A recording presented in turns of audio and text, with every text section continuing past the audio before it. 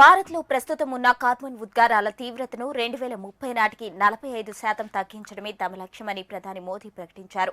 అలాగే శిలాయేజేతర ఇంధనం వాటాను 50% పెంచాలని నిర్ణయించుకున్నట్లు తెలిపారు. యునైటెడ్ అరబ్ ఎమిరేట్స్లోని దుబాయ్ వేదికగా జరుగుతున్న COP28 ప్రపంచ వాతావరణ సదస్సులో భారత ప్రధానమంత్రి నరేంద్ర మోదీ పాల్గొన్నారు. ఈ సందర్భంగా దేశాధినేతల ఉన్నత స్థాయి సదస్సులో ప్రధాని మాట్లాడుతూ కీలక ప్రతిపాదనలు చేశారు. 2028 జరిగే COP33 సదస్సును భారత్లో నిర్వహించేందుకు ప్రతిపాదించారు. అభివృద్ధి, పర్యావరణ పరిరక్షణ మధ్య అద్భుతమైన సమతుల్యతను భారత్ ఈ ప్రపంచానికి చూపించిందని మోదీ పేర్కొన్నారు. తక్కువ జనాభా కలిగిన దేశాలతో పోలిస్తే భారత్లో కార్బన్ ఉద్గారాల స్థాయి చాలా తక్కువన్నారు. ప్రపంచ జనాభాలో భారత జనాభా 17% ఉందని, కానీ కార్బన్ ఉద్గారాల్లో భారతదేశ వాటా కేవలం 4%మేనని మోదీ ఈ సందర్భంగా వెల్లడించారు.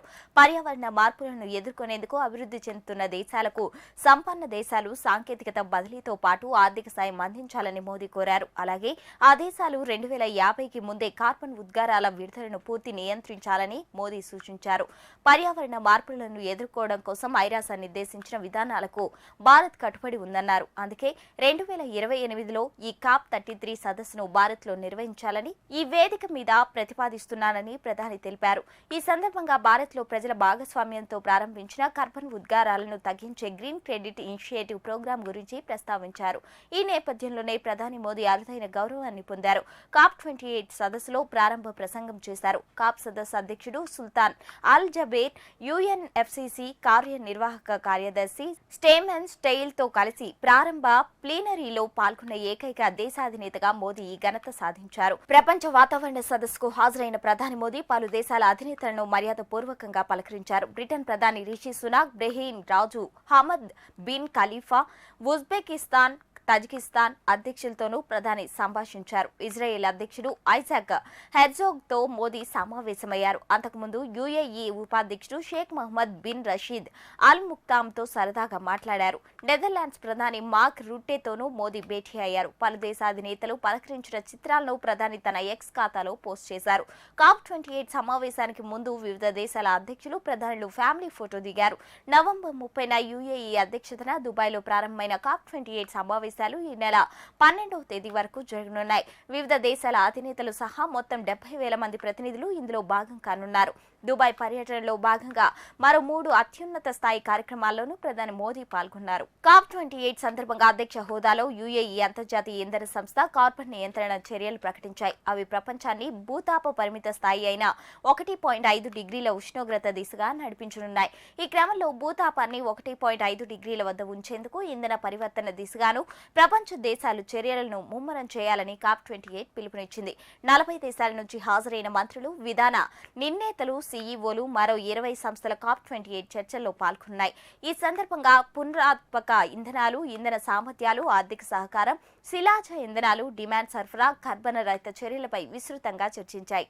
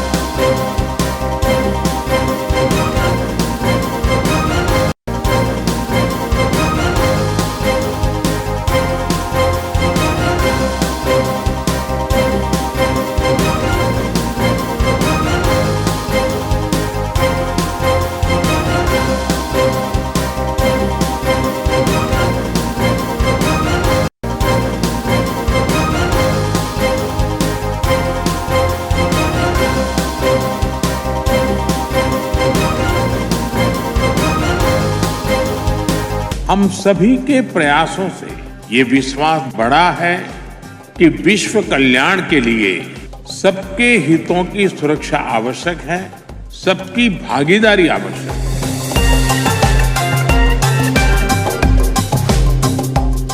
आज भारत ने इकोलॉजी और इकोनॉमी के उत्तम संतुलन का उदाहरण विश्व के सामने रखा है।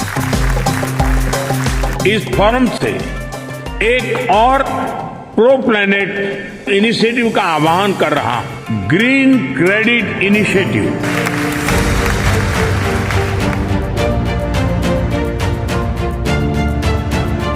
ग्लोबल साउथ के देशों की अपेक्षा है कि क्लाइमेट चेंज का मुकाबला करने के लिए विकसित देश उनकी अधिक से अधिक मदद करें।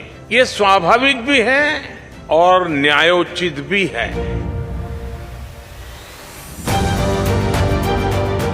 प्रकृति रक्षति रक्षिताः, अर्थात प्रकृति उसकी रक्षा करती है जो प्रकृति की रक्षा करता है।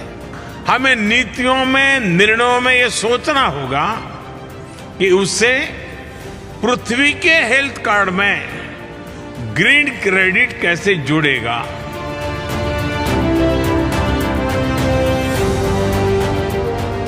मुझे पूरा विश्वास है कि हम सब मिलकर अपनी भावी पीढ़ी के भविष्य के लिए एक नई ग्रीन ग्रोथ स्टोरी लिखने में सफल होंगे।